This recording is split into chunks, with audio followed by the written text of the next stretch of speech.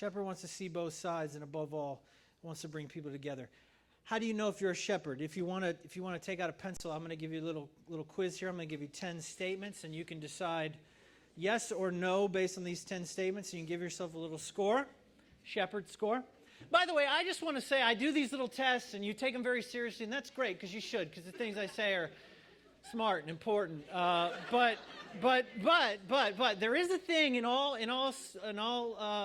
psychological and sociological research called self-serving bias, and what that means is we tend to think we are anything good. So when a question is asked, like, are you compassionate? Yeah, I'm pretty sure. Yeah, totally. And your friends will be like, what? You're really not. So, try to be sober. That's a part of this. Part of the argument is try to be sober. Anyway, 10 statements, you yes or no, and that'll give you a score how many yeses you have. That's your shepherd quotient. Number 1, you find yourself drawn towards hurting people and them to you. Yes or no? Number 2, you sense that God is using you when you comfort another or bear the burdens of others. You find yourself, you sense that God is using you. Like you're good at this. You're made to do this. That's number 2. Number 3, you find yourself looking for ways to make your community more like a family. It frustrates you when you see your people sort of broken and not family-like, and you really want to make them more like a family. Number 4, you really hate it when people in your community are in conflict with each other. It really eats at you, especially when it's unresolved conflict. It's just, you lose sleep over it. Number 5, you find yourself time and again walking with people through their pain and wanting them to be whole. That's a key thing for you. You find yourself always seeming to walk through people's pain and wanting them to be whole. Number 6, people call you, in your little group of friends, they call you the peacemaker. Number 7, when you teach or lead or disciple, the theme you always seem to come back to is love. Love. Number 8, the pain that you've personally experienced in your life has made you even more determined to love people who've experienced that same pain. Number 9, people consider you a good listener. I'm sorry, what did you just say? You're out. You're out completely. People consider you a good listener. You'll get that in a minute. And come to you when they really need a friend. They find you when they really are in pain or need a friend. And number 10, you're often called compassionate or kind. And sometimes you feel like maybe those words are like lame. But you're nice. You're a nice person. Let's say that. Like people don't say that about me. So people don't say that about everyone. I just want to point that out. So if someone says it about you, it's not just because people say that to everyone. They don't. Trust me, they don't say that to everyone. We good? You got your quotient? Okay, turn to somebody and just share. Just share how did it turn out for you? Are you surprised? What do you think?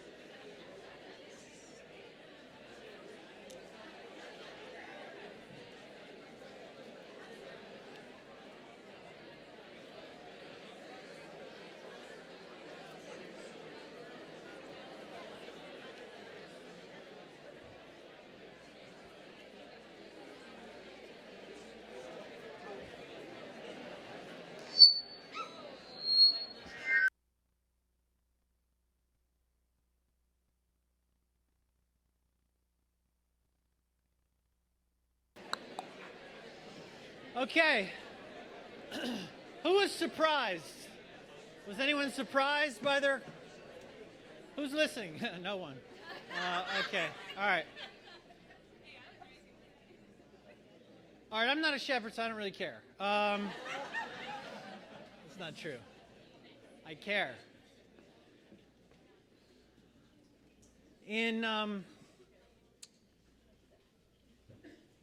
Around 1973, and then again in 74, particularly in 1974, there was a conference called the Lausanne Conference. It was a sort of a groundbreaking conference on world evangelism. And at that conference, a missiologist, who has now since died, a guy named Ralph Winter, I think may have changed the face of world missions in one talk.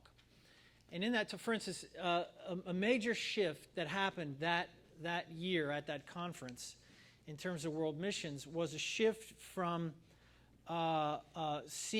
reaching nations, that is like countries with borders, to people groups. And that came from Winter, because Winter thought, people are actually divided more by ethnic groups than they are by, country borders, geography.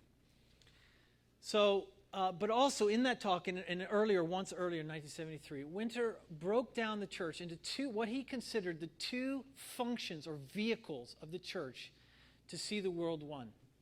And he looked at the church as being two things, what he called modalities and sodalities. Now, so I'm going to explain this to you, because I think this is going to help you not just understand the place and the role of shepherds, particularly as they relate to these other 5 gifts or other 5 people, but also the underground. And what is the underground? And if you are a shepherd, where do you fit in the underground?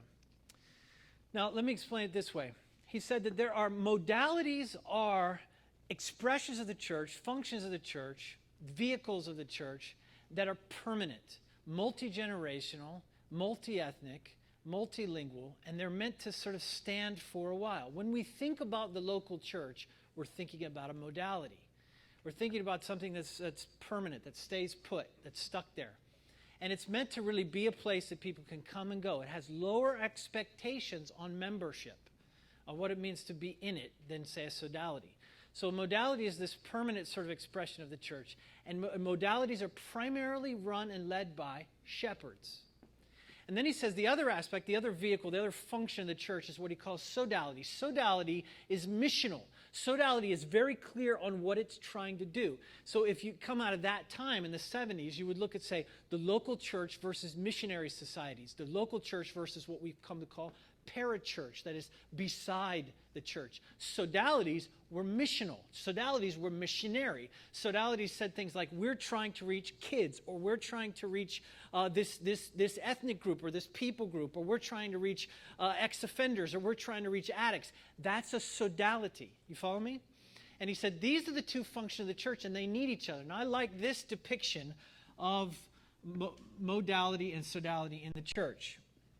If we look at it as sort of two things or two aspects, we call this modality. That there is some little part of a modality that should also be a sodality. Let's darken this if I could. And then sodalities. Now, the problem is, and what is going on to happen is that, and it was going on then, it's still going on now, is that our sodalities become somehow divorced from our modalities. So you have churches, local churches, that have no heart or no desire to do mission, to expand the kingdom. And then you have sodalities who have no heart or desire to do anything permanent or stay put or care for their people. And this is a problem. But really, when you look at the wholeness of the church, it has to be both things at the same time, all the time. Now, because the reason why this is important in terms of Ephesians 4 is because who are the leaders of the sodality? It's apostles, prophets, and evangelists. Who are the leaders of the modality? It is shepherds and teachers. And so when we look at actually the functioning of the church, and part of the reason why there is this division, there's not just this division in the 70s, but this has gone on to continue to exist, is that when the sodality is not honored in the modality, it leaves. It goes and does its own thing. Parachurches emerged, mission societies emerged because the church didn't give a crap about reaching the world and doing other things. It was strictly focusing on itself. But, and this is Winter's contribution, that's what they're supposed to do.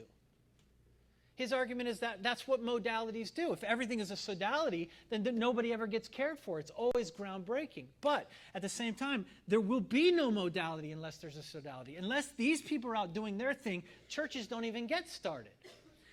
So I think the best way to put it is that all of our sodalities must have, right in their core, a modal heart.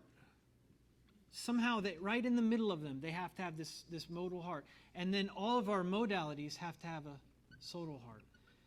That is, even though the call and the function, the value of a modality is actually to stay put and to care for people, to teach people, to bring people along slowly. And then the cause of a modality or a sodality is to actually break new ground. I like thinking of it that way. For me, you can think of these people and this kind of work as groundbreaking and this as caretaking. So we will have in the church and in the leadership of the church groundbreakers and caretakers. And what are we talking about this morning? We're talking about the caretakers. Now, this is not just true of the whole church, but this is also true in the underground. If you look at the underground as an entity, as a structural entity, the way I always depict it is as an umbrella. And on the one side of the umbrella is our modality. Our modality is the organization, the 501c3. And that's my job, my staff. We exist to serve the sodality, which is the microchurches. The sodality is clear on who they're trying to reach, where they're supposed to be, and what they're trying to do. And we want that to be totally free, totally organic, totally unencumbered by any leadership that we're providing. We simply exist to serve. So the modality exists to provide support, love, care for the sodality, which is the microchurches. But it's not that simple, because even our microchurches have this thing going on. We have some microchurches that understand themselves as sodalities, like a Created or a Timothy Initiative or Mama Africana, The Well. They understand themselves as a sodality. We're trying to reach fill in the blank. We know exactly who we're trying to reach. And if you're not down for that, if you're not in for that, you really can't run with us. You understand? Sodality has a higher expectation. Sodalities always have a higher expectation on membership.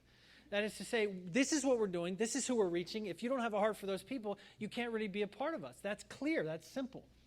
But we also have house churches, which are more of a modality. House churches are not as clear on their mission, are they? And actually, where house churches tend to be weaker is in their missional understanding of themselves, their missional identity. But they are a place where anyone can come. And so house churches operate more as a modality, whereas some of our mission churches operate more as a sodality. But that's not good enough, because even our missionary churches, even those microchurches that are clear as a sodality, have to have this modal heart. You can't just not care for people, right? You can't just break new ground all the time and then just leave. But that's what these people do. They break new ground and they move on. And you see the interdependence between these two gift sets. So even when there's a sodality, that sodality needs some sort of modal aspect. And when there's a modality, if it does not have a missionary aspect, it will die. So the interdependence between these 5 gifts, I hope, is becoming a little more clear to you as we go. And the reason why I'm doing this, giving you sort of the bigger, broader picture for shepherds, is because I want you to see where they fit in to our missionary culture. Because it's not like we're like apostles, yeah, prophets, yeah, evangelists, now. Now it's going to get lame. Now it's the last 2 that I guess we got to have them. Not the case. It's interesting. When soldiers are dying on the battlefield, and this is true, I think, across ethnicity and time.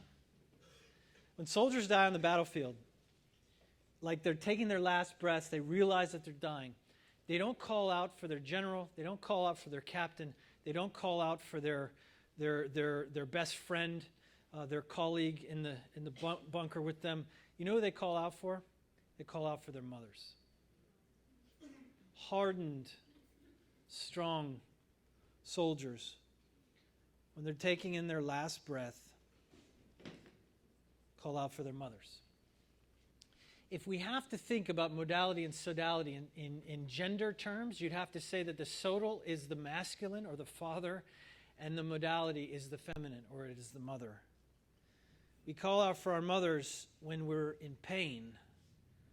We call out for our mothers when we need to be cared for. And if you're male and you think, well, this sucks, I thought I was a shepherd. Now you're telling me I'm a woman.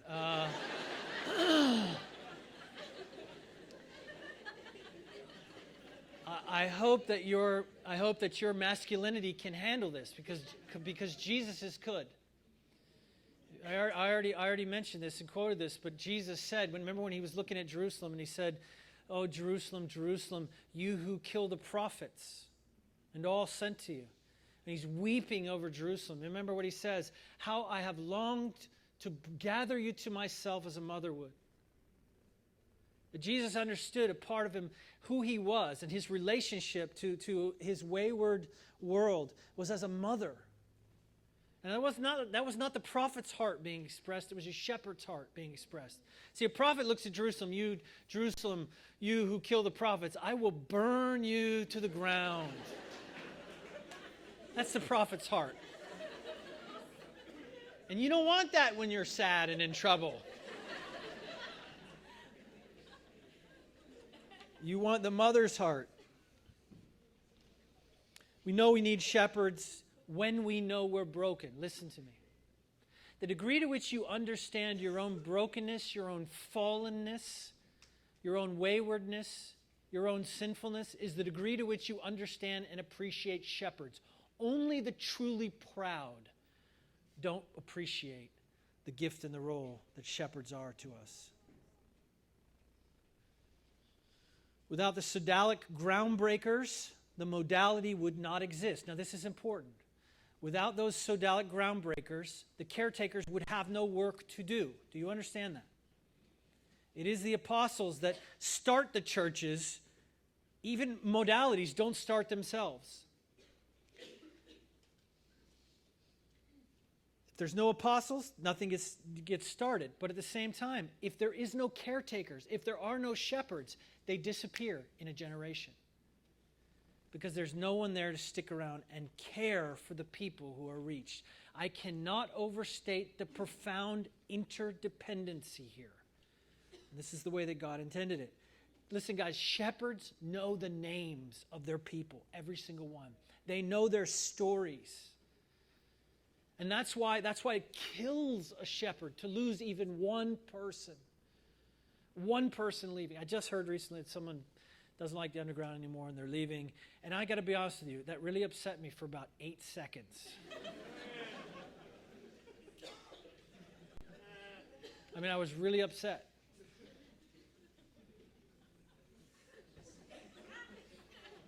If you look at Luke 15, that incredible story of the shepherd who has 99 sheep, and the one goes missing. The one gets lost. And what does a shepherd's heart do? They go after the one that's lost. The one that's lost. This is what drives a shepherd. That profound concern for every single person they meet. Not this grand vision, not the great goal, not the principles.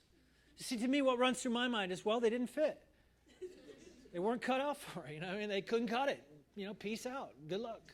That sounds really bad, especially now in this talk. But it would have sounded good 3 weeks ago. It sounds bad now, but it isn't bad, just different.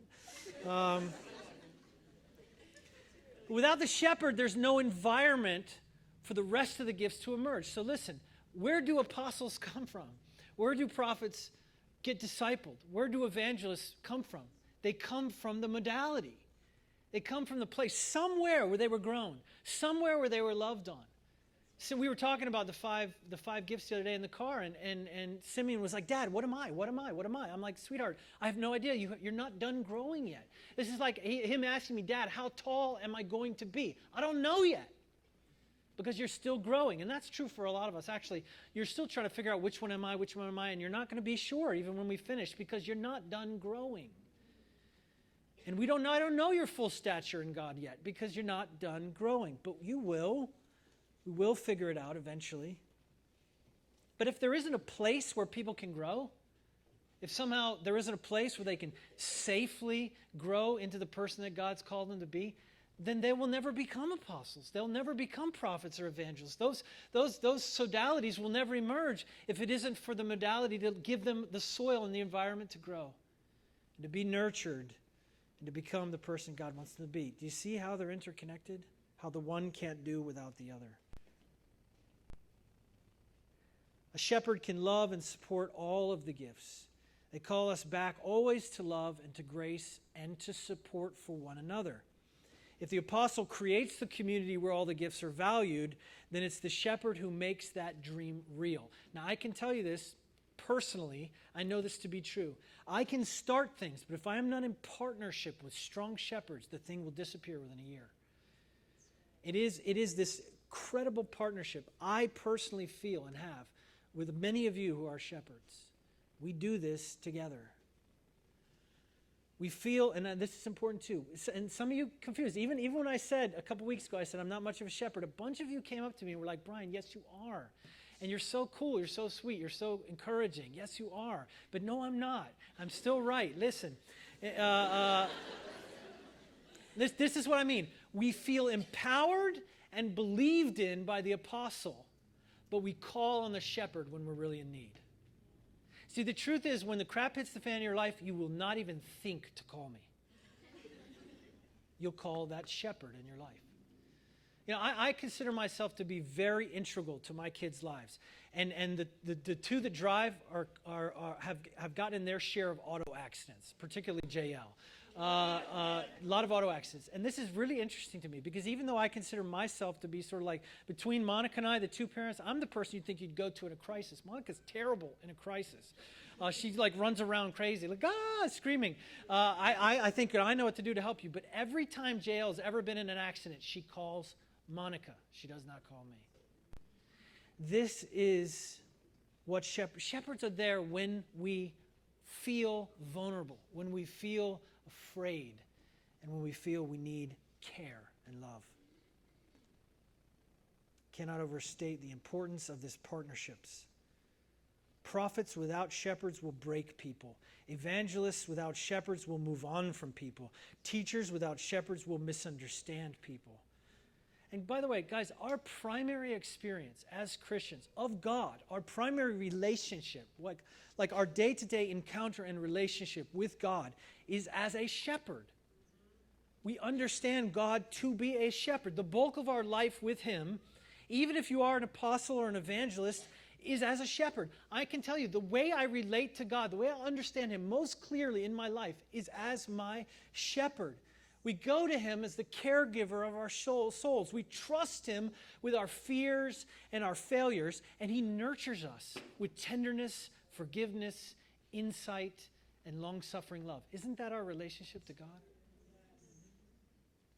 Ahead of everything else, He is there for us. We know Him as being steadfast, always there for us. Listen, shepherds are the keepers of that memory. Shepherds are often, I've found, wounded healers. Having experienced pain themselves, they've found grace. This is so important. They have found grace and life and love in Jesus Christ. And because of that becomes their guide. Because God has guided them out of their own pain, they become guides to the healing of others out of theirs. Shepherds want to see people be made whole, and they're particularly drawn to hurting people because they themselves have experienced wholeness in God. Now, I really wanted Jane Stevens to give a little talk, a little testimony, because I think she really has a shepherd's heart, but she has built something. She hasn't just sort of responded to needs, but she's actually tried to start something. So there's the spirit, the modality in the underground, but can also be missional, and she's done that. Interestingly enough, she is on a retreat this weekend with a bunch of women being a shepherd. That's what she's doing, so she isn't here. But thankful to Drew, he drove down there. He got this video, it's a short little video. I just want you to hear her story. My name's Jane Stevens, and I'm director of At the Well Ministries. And one of the programs that we have is called Unveiled. And it is a ministry to women who have a history of sexual abuse. We hold retreats for women to come to our location and work through Dan Allender's Wounded Heart material and have time to meet with Jesus and invite Him into those wounded places in their hearts so that He can heal them and set them free to be who He created them to be. That's what He's done for me, and that's what I long for every other woman that has been devastated by sexual abuse. There are words to a song that really capture how I feel about being a shepherd, and it goes like this. I want to leave a legacy. How will they remember me? Did I choose to love? Did I point to you enough to leave a mark on things? I want to leave an offering of mercy and grace to bless your name unapologetically. I want to leave that kind of legacy.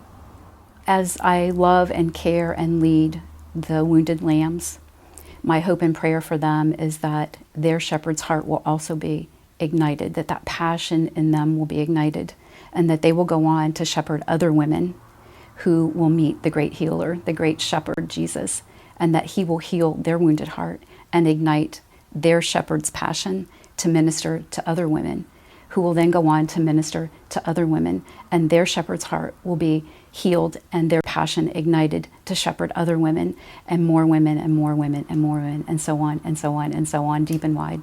And a word that I think God gave me many years ago when I first began the ministry was deep and wide for my glory. And that's how I see that word being lived out. I would say one of the things that we hear almost across the board from women that come through the ministry is that they feel safe, that when they come to At the Well Ministries and to our environment in a retreat-like setting, they feel safe enough to be able to share their stories with women who have a similar history. They don't feel judged. They feel that they are responded to with grace, and they're more open to receiving the healing that Jesus wants to give them. And I think it really is the shepherd's heart that extends love and care, grace and mercy, that makes a woman feel safe enough to be able to let down some of those walls that we build up to protect ourselves after we've been abused. The shepherd's heart is very important in creating a sense of safety and trust. One of the things that I just wanted to say is, at the age of 61, I know that I have a finite number of days to live out of my shepherd's heart. This makes me cry. I want to shepherd every woman that God will give me opportunity to shepherd. I don't want to waste a moment of my days that I have left. And like I said before, it's just the biggest thrill of my life to get to live out of this shepherd heart that he's given me. And I just don't want to waste any of it. My name's Jane Stevens, and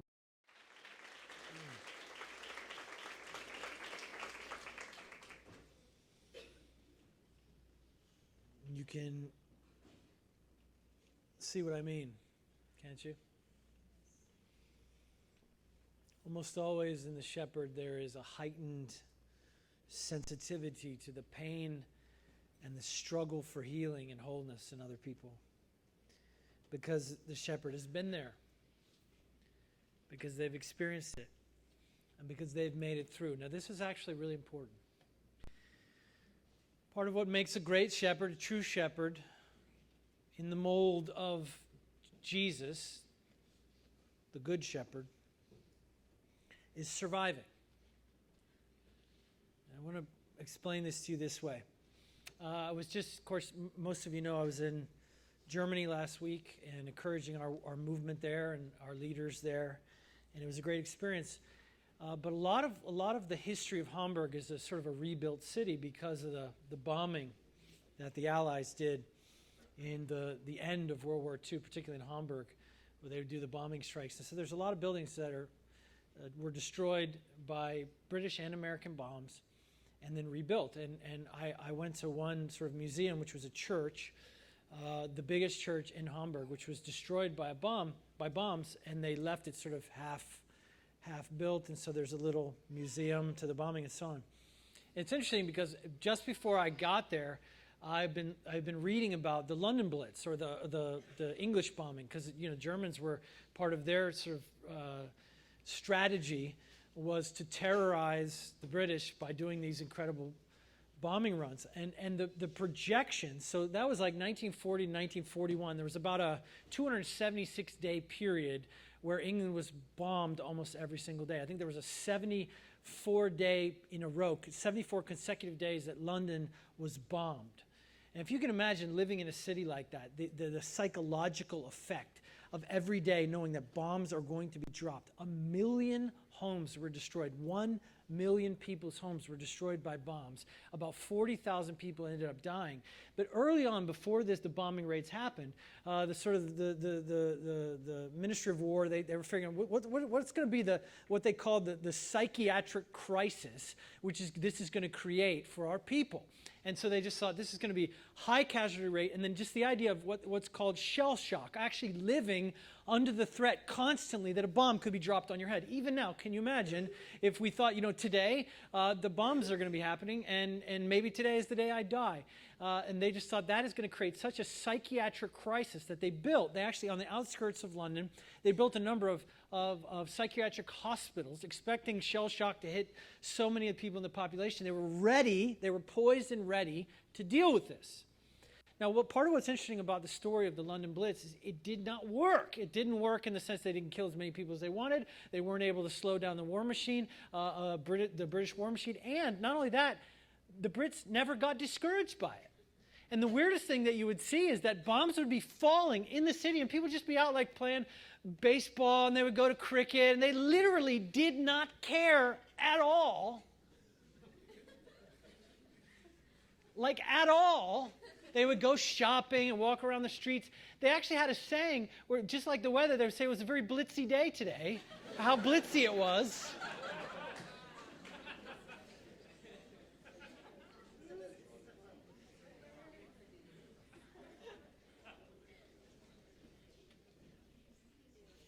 All the psychiatric hospitals that they set up, all the facilities they set up, all of them had to be closed because not a single person checked in. Suicide rates during the Blitz went down. Can you understand that? Suicide rates went down. People were like, life is good. Who wants to die? This is crazy. Now, a lot of people have tried to understand this, the psychology of this. It isn't just that the British had their stiff upper lip and said, you can't dampen our spirits and morale and so on. And it wasn't just Churchill's great leadership. It was something else was going on. And part of what I read recently was a theory that there's a theory that there were people, of course, who were hit by bombs and killed. Now, they're of no effect on the morale because they're dead. You with me so far? You staying with me? This is complicated stuff. Then there's what they call the near misses. Now, near misses were somewhat traumatized, like a bomb hit right next to you, and you're like, oh my God, I almost died. That could be traumatic. But only 40,000 people really were killed, and so few near misses that what actually happened was this third category of people where bombs are dropping all around you and you survive. Your house is totally destroyed while you're out shopping, and you come back and be like, but it didn't get me, it didn't kill me. And so actually what it does, this is so interesting, actually what it does psychologically, it creates a sense of invincibility. That what happened to the British people psychologically was not that they all got shell-shocked and afraid, was they started feeling like, you can't kill us. 76 days in a row you drop bombs on me, I'm still here.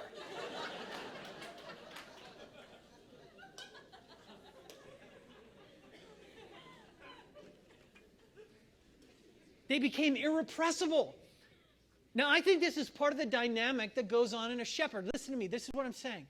Somewhere along the line, great shepherds probably, many weren't, but often were wounded or injured or damaged or abused in some way. And God found a way to get them through that thing. And so when that next kind of pain comes along or they see someone else in pain, it does not dampen them. They are irrepressible. They say, you can survive this because I survived it. There is a way out, and they know this better than anyone else. They're not afraid of their pain, and they're not afraid of what they've been through because they know that God made them through it. They feel invincible. This is what happens to survivors. I can still remember I had a very short period of my life. I was in middle school, and I had a Jewish friend, and we would go down to the Jewish Community Center, and they had boxing. And I always liked the idea of boxing, punching other people. I thought it was a great sport, except for the fact that they punch you. And that's not as cool.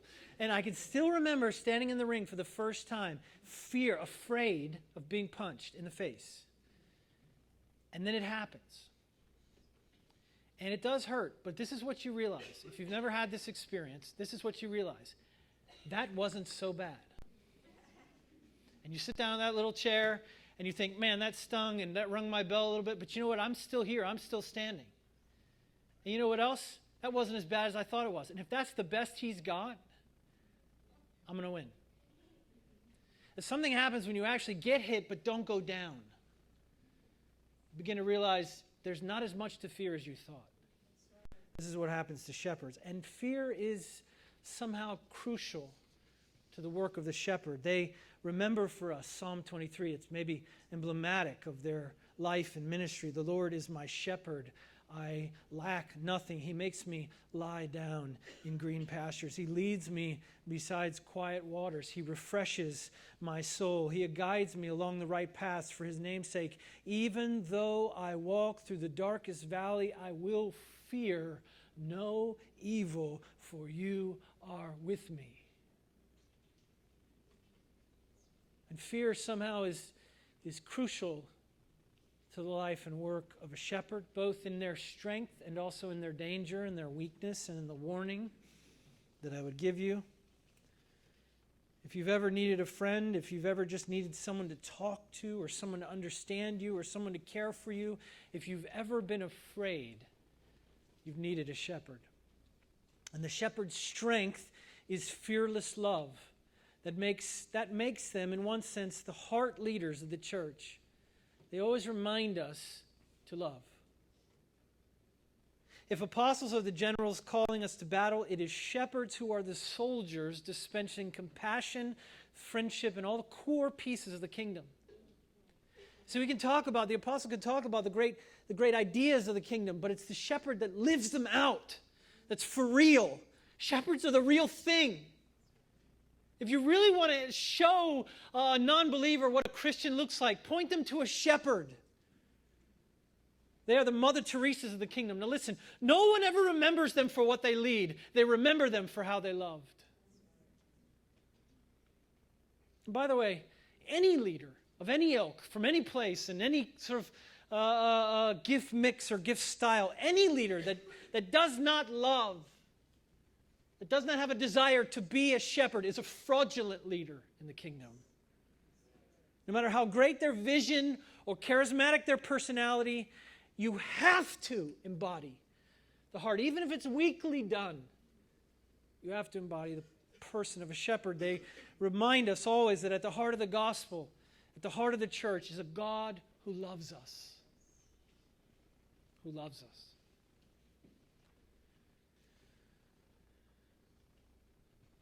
And shepherds do this for us. They help the evangelists connect love to evangelism. They'll remind us. John 17, where Jesus said, "This is how they will know that you are my disciples, if you have love one for the other." The shepherd reminds the apostle about mission, and the call to mission is really a call to love. Because God loved the world, he gave his only son, apostle. And it is Christ's love that compels us to be ambassadors.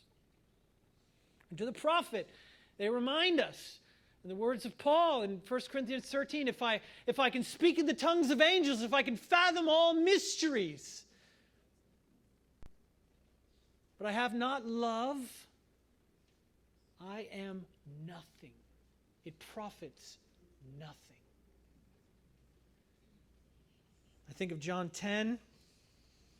That shepherd text that Jesus gives us. He said, "I am the good shepherd." The good shepherd does what? He lays down his life for the sheep. And then he gives us contrast, the danger. The counterfeit shepherd is the hired hand. This is what he says: "I'm the good shepherd. The good shepherd laid down his life for his sheep. The hired hand, on the other hand, is not the shepherd and does not own the sheep. So when he sees the wolf coming," this is the critical thing, "when he sees the wolf coming, he abandons the sheep and runs away. And then the wolf attacks the flock and he scatters it, and the man runs away because he is a hired hand and cares nothing for the sheep." You see, when you first look at the hired hand, it looks like they're doing everything a shepherd does. But when danger comes, when threat comes, when fear is applied to the situation, they run away because they don't really care about the sheep. They care about themselves. This is the danger. He said, "I am the good shepherd. I know my sheep, and my sheep know me, just as the Father knows me, and I know the Father, and I lay down my life for the sheep." You know what makes a true shepherd, a real shepherd, is somebody that's willing to die, to lay down their life for the people that God has put in their life. A true shepherd loves even when it's hard. Part of the reason why I love John 10 is because there is a contrast there between what I would say is the professional and the amateur. The amateur in Latin, that word amateur is the etymology is the root word is love. Amor, it is love. An amateur does a thing for love. A professional does a thing for what? For money. The hired hand is the professional. They do a thing for money. The amateur is the one that does a thing for love. The good shepherd is an amateur. And don't mistake the gentility or the kindness of a shepherd for weakness. A mature shepherd will both nurture and protect. Now, this is important. A good shepherd and a mature shepherd will nurture, they will affirm, but they will also protect. They can be, shepherds when they are mature, can be fierce, especially in the protection of their flock. A great shepherd is willing to fight, and this is important. A great shepherd is willing not just to fight, but to die, to lay down their life for their sheep. The false shepherd, on the other hand, is a professional, and they're always in danger of becoming. This is a danger that all of us have when we have the urge to be a shepherd, the danger to just be a hired hand. To do it because of the accolades, or because of something we get, because we like people to like us. And let's be honest, of all the 5 gifts, everybody likes shepherds best. I'm jealous. I'm a little jealous of it. Nobody dislikes the shepherds. No one's throwing the shepherds out of meetings or throwing the shepherds out of the church. Writing mean blog posts about people being so nice to me the other day or something like that, or affirming me. It doesn't happen. But the danger is what happens. Listen, this is so important. If you're a shepherd, I want you to listen to me. If you think you might be a shepherd, listen to this. The danger is, what about when it becomes risky or painful to be a shepherd? What if what needs to be said is hard? Will you do it? Can you do it? And this is a serious warning for us. Don't think that love is just about affirmation or cheerleading. True shepherds will discipline and bring a hard word too when it's necessary, but always, always out of love. I've said this so many times to my own people. I'm like, shepherds, please, I beg you, please challenge your people. Please call your people out when they're sinning, because if you don't, I'll do it, and it won't be as good if I do it. See, if I do it, if the prophet does it, people just go away like hurt and wounded and like, prophets hate me and why? But if a shepherd brings that word, it's always done better. You are made for that. Because they know you love them. You exude trust and love. So we need you to be the ones bringing the challenging word. If you leave it to the prophets, it's going to be a mess.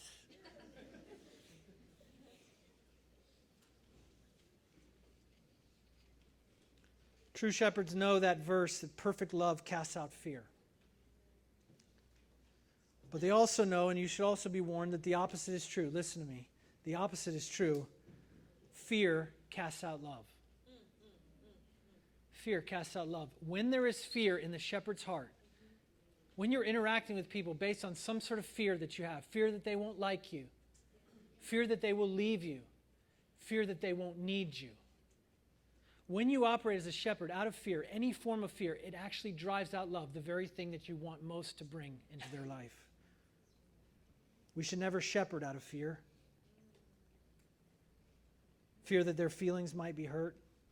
Fear that they're going to leave us or dislike us. We shepherd for the sake of the sheep, not for ourselves, not for our own needs, not psychological or otherwise. But we're sensitive to them because we want them to be healthy and hear us, not because we're afraid that they won't like us anymore. The hired hand just wants to keep away from problems and pain. They will allow false harmony to happen because they just don't want trouble. They avoid the real and the painful. The hired hand avoids the real hard work of discipleship. A true shepherd loves enough to face our darkness without fear and without selfish motivation. The true shepherd cares about us, not themselves, and so they'll risk themselves to prove it. They will lay down their lives to prove it. And I warn you, those of you who are shepherds, that there is a danger if you confine your work and your life to just a few people, the few little people in your orbit, and you're so scared of losing them, you actually risk serious damage to yourself and to them if you don't let them go, if you don't let them have risks, if you don't let them fail. To some degree, if you don't give them over to their own pain and to discovering that God is there for them, that you are not God in their life. I find it interesting. I always think hamsters are interesting. And if you look at the life of a hamster, a typical house hamster, not a hamster in the wild. Are hamsters even in the wild? I don't even know. Is that even real? Can you even imagine a hamster in their natural habitat? What is that? Hamsters belong in little cages with wheels. But a hamster in the natural habitat has everything that they need. They've got fresh little clippings, and it gets cleaned up magically. They've got all the food they could possibly want, all the water they need, a little wheel for exercise and fun, sometimes neat little like paths that they can run. You know what I'm talking about, the little plastic colored tubes that go everywhere, and the hamster can just explore and do all that kind of thing. But here's the thing, part of what happens to a hamster, it actually happens to all animals in captivity. No matter how nice you make their habitat, no matter how natural the habitat appears, that actually what happens to animals is they start getting neurotic. I think this is so interesting. One of the things that hamsters will do is groom themselves, lick themselves to death. They will lick a hole in their fur. Have you ever seen a hamster do this? It's disgusting. A hamster will just lick itself, trying to clean itself because there's nothing frickin' to do in their little cage.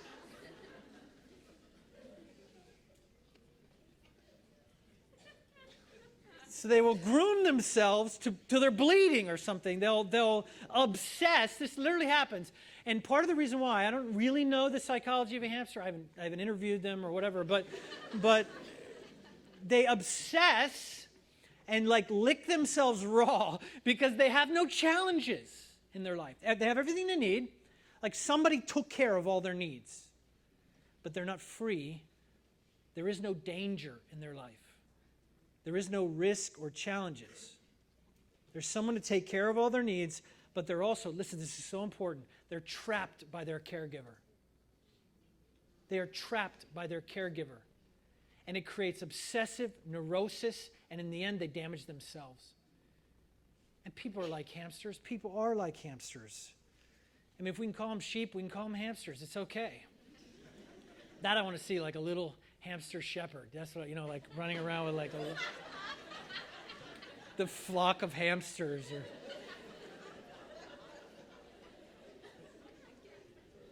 People need to be challenged. People need to be allowed to fail. Listen to me. People need, for their own development and their own healthiness, need to be allowed to fail. And I have seen it. I've seen people get under the leadership of an overbearing shepherd, and their whole life is now under the microscope of this sort of unhealthy shepherd, and then their neurosis kicks in, and the obsession kicks in, and they lick themselves to death. It's gross, but they groom themselves to death. They preen themselves to death. Because the focus of a shepherd is you. Let's get you safe. Let's get you whole. Let's get you okay. And so let's just focus on you, getting you cleaned up. And the truth is, guys, if we really love our people, we've got to let them risk failure. And a life without risk is not a life worth living. And shepherds have to remember that. I also read recently the story of the CEO, I think now of Goldman Sachs, who I guess is dyslexic. And there's crazy research about the success of dyslexics in America. Something like 1 in 4 millionaires in America is dyslexic. Great entrepreneurs are 100 times more likely to be successful if they're dyslexic. That totally blows your mind. It's like, well, you can't read, so you're going to really make it in this world. You know what I mean? That's what it's all about. But the truth is, this is what happens to dyslexic, and this is what happened to this guy. They can't read. They don't do well in school, so they have to find another way. And so they do. His story is really fascinating because he got a D or an F in every class he ever took in school. So you're like, well, how'd this dude graduate? Here's how he graduated. He graduated because he said, I learned to go into the teacher's office after the grades came out and do this negotiation with my teachers where I would convince them to give me a higher grade.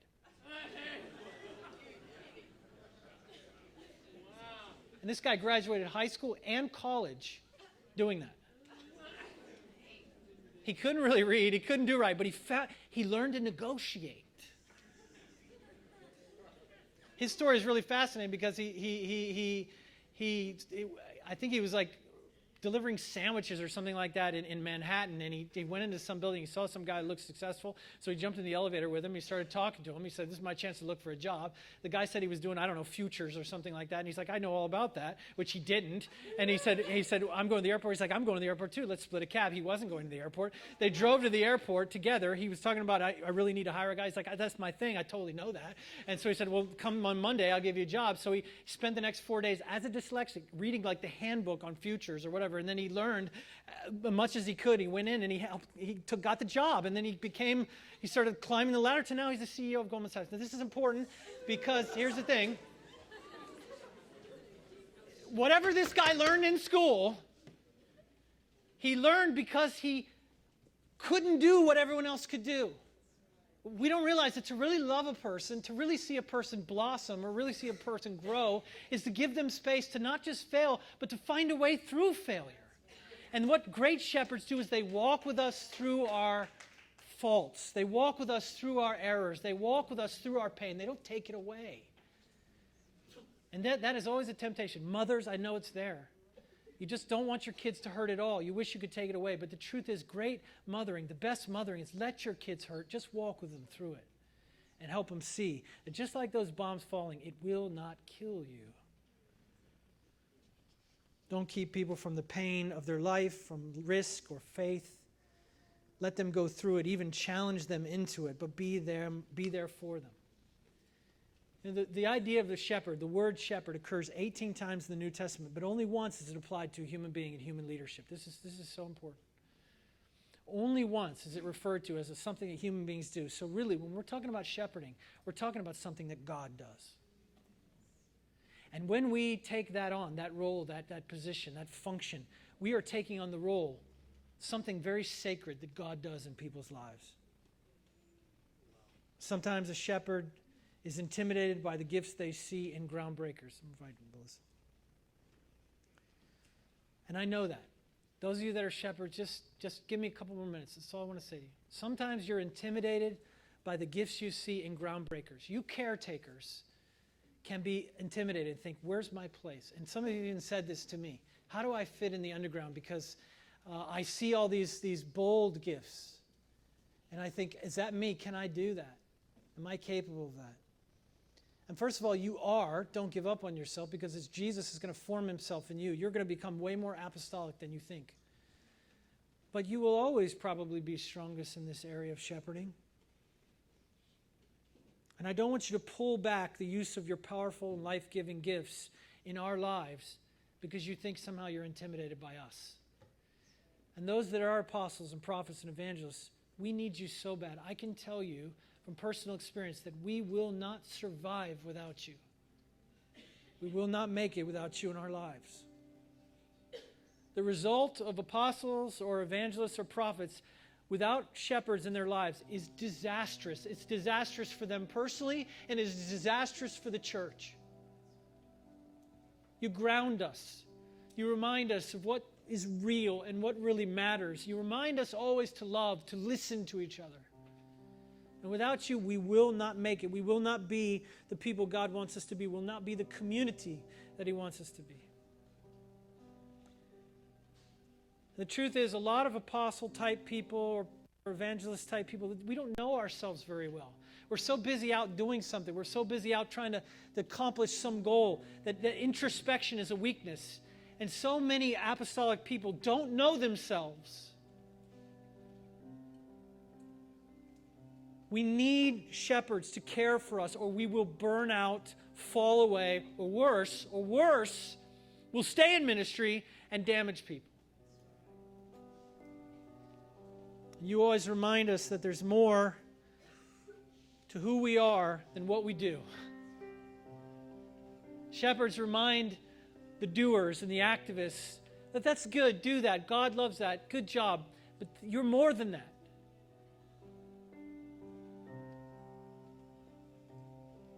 I've said it before, but Monica is that for me. Monica does not care about my leadership or my ideas or my big plans. She literally does not care. I'm not saying that, and it's super frustrating. I just want to say that too. Super frustrating. she can barely listen to me when I talk about my ideas or plans. She just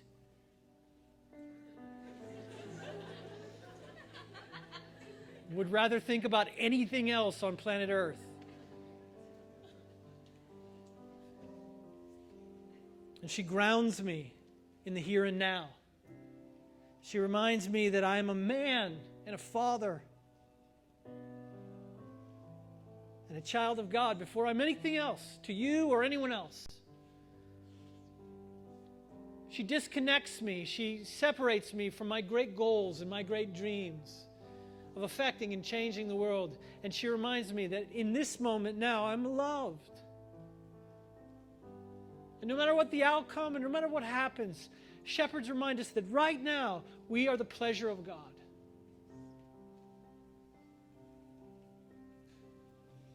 I've told this story before, but it's still what I consider to be the worst day of my life. I was 16 years old, and the girl I was dating ended it. She broke up with me. If you've ever had that happen to you, it's just already going to be a bad day. Has anyone ever been broken up with? Let's just say that. Let's just do it. Don't be scared. I know you're hurting, but you can do this.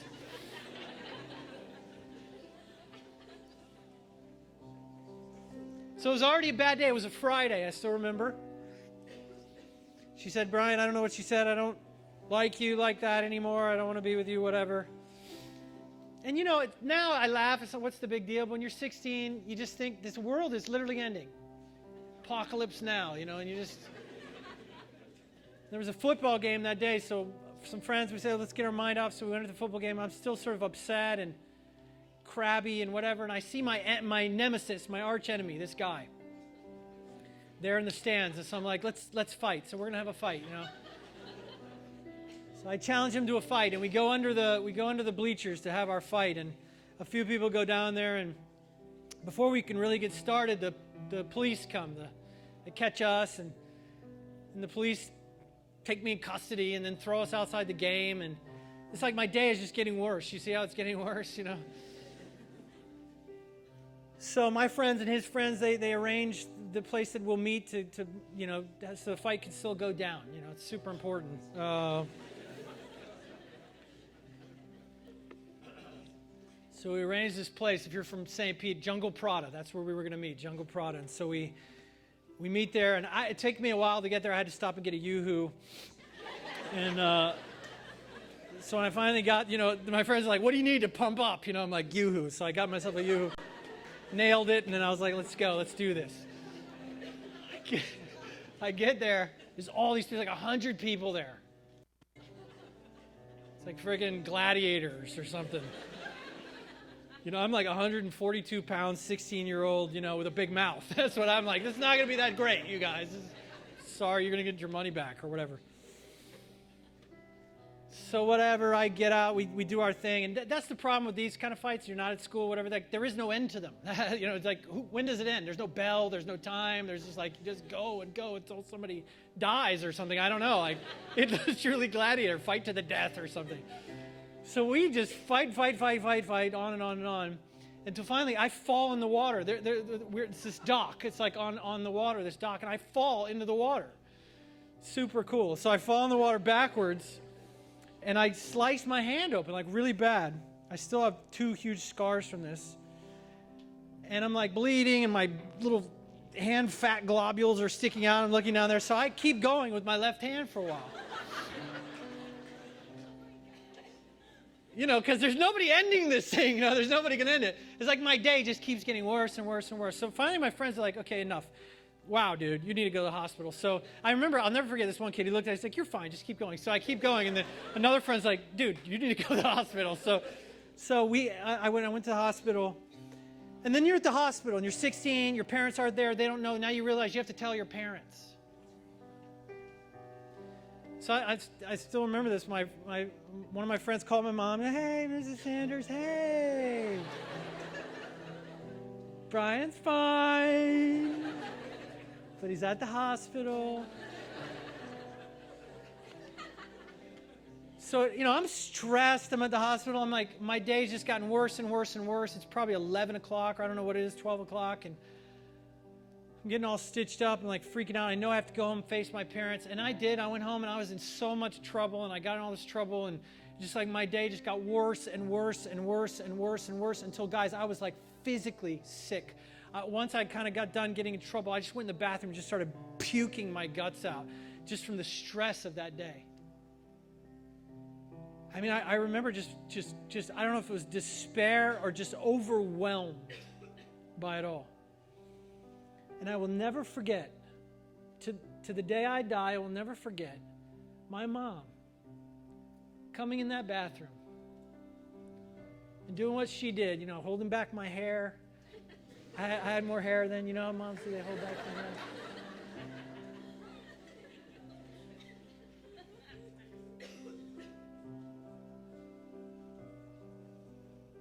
Comforting me. I wasn't in trouble anymore. I wasn't in a fight anymore. I wasn't broken up with anymore. I was just her son.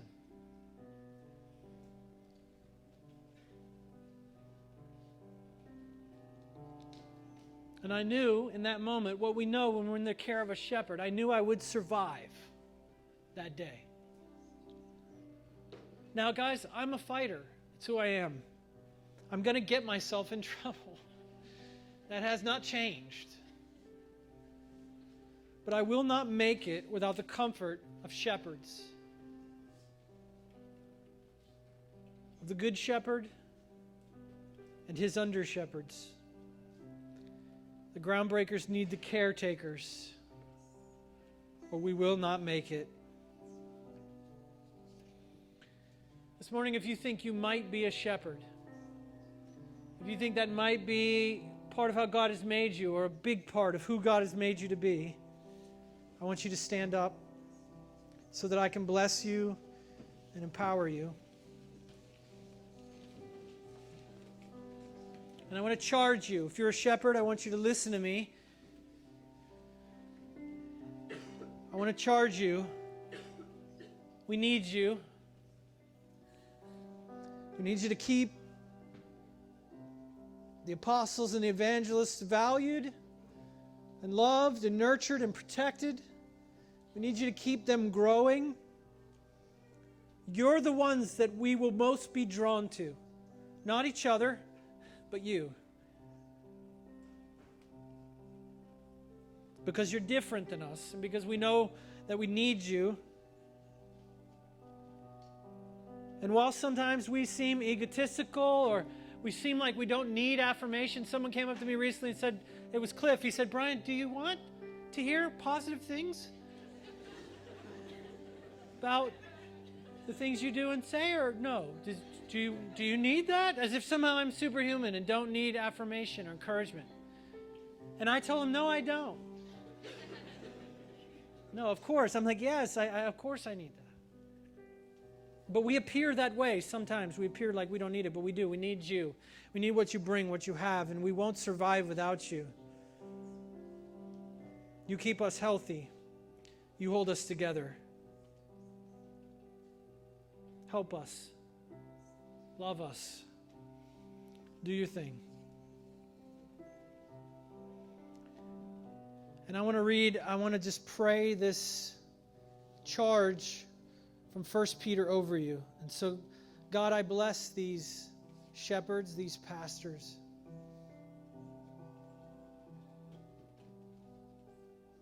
I elevate, I exalt in their gift that they are to the body of Christ. And to the elders among you, I appeal as a fellow elder and witness of Christ's sufferings, who also will share in the glory to be revealed. Be shepherds of God's flock that is under your care, watching over them, not because you must, but because you're willing, as God wants you to be.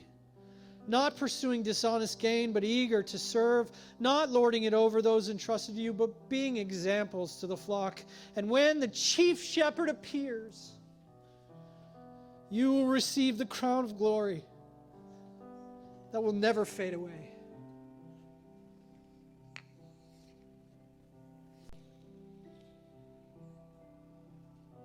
We bless you. We honor you. And we welcome you and your gifts and the fullness of those gifts into this community. In Jesus' name. Amen.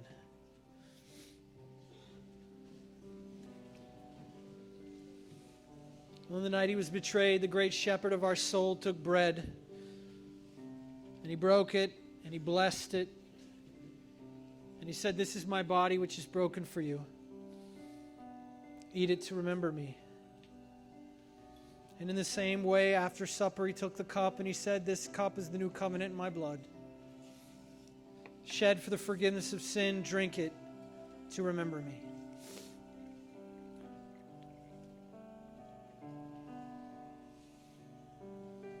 And Jesus said, "My sheep know my voice, and the good shepherd lays down his life for the sheep." This is a table about the good shepherd who let his body be broken and his blood be shed to show us what shepherding really looks like. One laying down his life for another. And so as we come this morning to the table, I would ask you to pray in your heart and say, "God, make me a shepherd." Whether that's your primary thing or not, that all of us would crave it, desire it, to be under shepherds. To lay down our life for the people that God has put around us. To love like that, to forget ourselves, and to love without fear.